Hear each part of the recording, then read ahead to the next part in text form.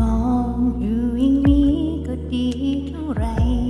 ไม่ต้องคิดอะไรมากมายเธอบอกรักอาจเสียเธอไปก็ได้เก็บไว้อาจได้รักนานกว่าพูดไปแค่ได้ใกล้กับเธอก็พออย่าให้ขออะไรให้เสียไม่ใช่ว่าไม่รักเธอแต่คือฉันไม่กล้าจะบอกไปก็กลัวว่าถ้าฉันพูดแล้วเธอจะหายไปก็ไม่พูดดีกว่ากลัวเธอตอบมา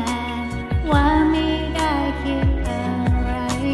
ถ้าฉันพูดแล้วเธอไม่เหมือนเดิมก็ไม่พูดดีกว่าแอบรักแบบนี้มันก็ดีกว่าบอกแล้วเสียใจ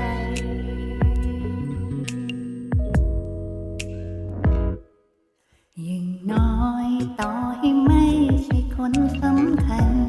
แต่ก็ได้คุยกันทุกวันได้เท่านี้ฉันก็พอใจ